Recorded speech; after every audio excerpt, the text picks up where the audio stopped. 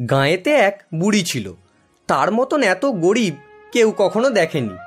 ভিক্ষা করে সে যে কটি চাল পেত, ভাত রেঁধে 4টি রাতের বেলা খেত, বাকিগুলি পরের দিন সকালের জন্য জল দিয়ে রাখত। সব দিন পান্তা খেত বলে তার নাম ছিল পান্তা বুড়ি। একবার সেই গাঁয়ে এক চোর এসে উপস্থিত। বুড়ির পান্তার সন্ধান পেয়ে সে রোজ রোজ তা খেতে লাগলো। চোরের জ্বালায় বেচারি তো অস্থির। একদিন বুড়ি রাজার কাছে নালিশ করতে চলল। যেতে যেতে পথে দেখলো একটা বেল পড়ে আছে। বেল জিজ্ঞাসা করলো, বুড়ি বুড়ি কোথায় যাচ্ছ? চোরে আমার পান্তা খেয়ে নেয়, তাই রাজার কাছে যাচ্ছি নালিশ করতে। ফিরে যাওয়ার সময় আমায় নিয়ে যেও। আচ্ছা।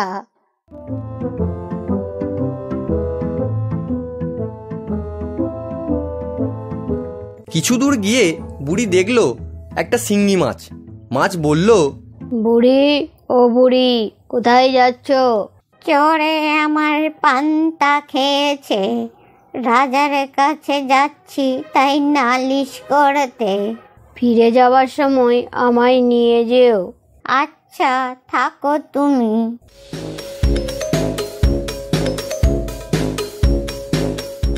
আর কিছু দূর গিয়ে বুড়ি একটি ছুঁচকে দেখতে পেল। ছুঁচ বলল, বুড়ি বুড়ি কোথায় যাচ্ছ? চোরে পান্তা খেয়েছে, রাজার কাছে নালিশ করতে যাচ্ছি। ফিরে যাবার সময় আমায় নিয়ে যেও। আচ্ছা বেশ বেশ।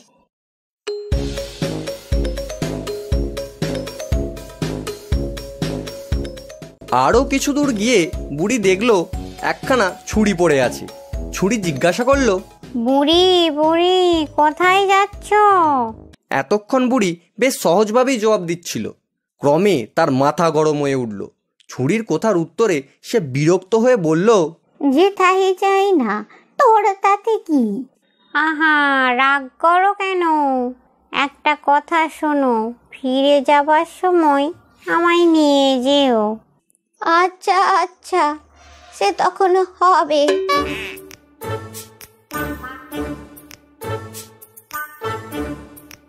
শেষে রাজবাড়ির কাছাকাছি গিয়ে বুড়ি দেখলো পুকুর ধারে একটা কুমির পড়ে আছে। কুমির বলল, বুড়ি বুড়ি কোথায় যাচ্ছ? বুড়ির মেজাজ তখন আরো গরম। বলল, তোর কি? যেথা খুশি যাচ্ছি, জমের বাড়ি যাচ্ছি, তুই যাবি? বাপরে বাপ, একেবারে যে আগুন। বলছি কি, ফিরে যাওয়ার সময় আমায় নিয়ে যেও। বেশ, দেখা যাবে।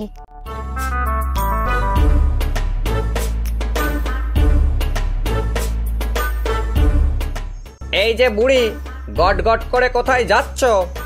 রাজা মশাইয়ের অনুমতি ছাড়া কেউ ঢুকতে পারে না। আমি যাচ্ছি রাজা মশাইয়ের কাছে নালিশ করতে। ওরে বাবা, আরে আরে রাজা মশাই নেই তো নালিশটা করবে কার কাছে? রাজা মশাই গেছেন শিকারে, তোমার নালিশ শুনবেটাকে? ও মা, একেই বলে কপালে না থাকলে কি ঠক ঠকালে হবে কি? এরপর বুড়ি লাঠি হাতে ঠক ঠক ঠক ঠক করতে করতে বাড়ি ফিরে যাচ্ছে। বুড়ির মনে না আছে আনন্দ, না আছে খুশি।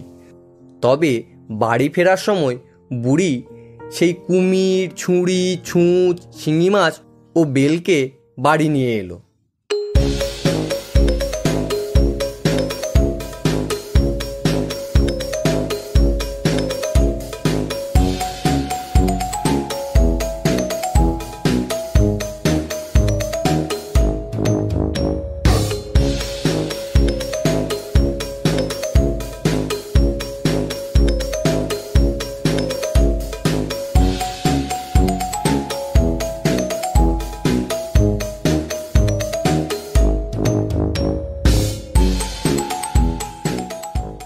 কুমির বলল, এ বুড়ি, আমায় ঘাটে বেঁধে রাখ। আচ্ছা, তবে তুমি ঘাটেই থাকো। ছুরি বলল, আমায় উঠানে ঘাসে ফেলে রাখো। তোমার যদি তেমনই শখ হয় তাহলে থাকো এখানে পড়ে, দেখবে এতেই কাজ হবে।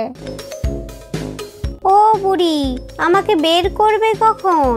তোমারও বুঝি ছোলায় আর মন টিকছে না? দাঁড়াও দাঁড়াও, বের করছি। বাহ, এই জায়গাটা তো বেশ, আমাকে তুমি এইখানেই রাখো। তোমার আবার এই জায়গাটাই ভালো লাগলো? হ্যাঁ হ্যাঁ, আমাকে বরং তুমি ওই দেওয়ালেই পুঁতে রাখো।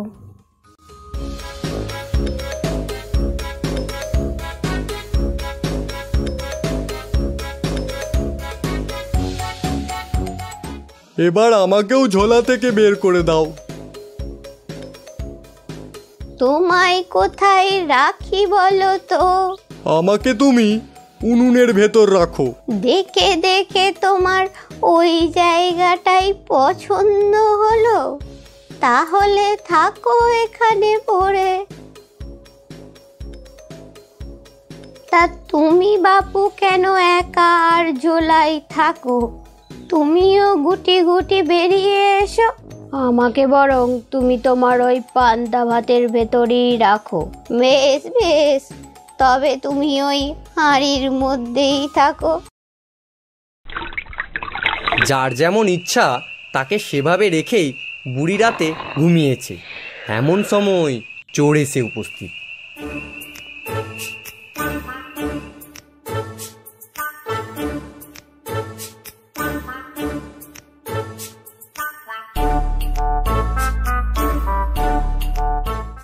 সে যেই পান্তার হাঁড়িতে হাত দিয়েছে অমনি, ওরে বাবা, এ কি ভাতের হাঁড়িতে ও আবার কি? বাবা, কাটা ফুটিয়ে হাত একেবারে ফুটো করে দিল তো। ওরে বাবা, মরে গেলুম রে। ওরে বাবা, হাতটা টন টন করছে, টন টন করছে। যাই একটু আগুনে হাতটা তাতিয়ে নি। এসো না এসো, এমন তাতান তাতাবো যে আর কিছু হাতাতে পারবে না। হ্যাঁ,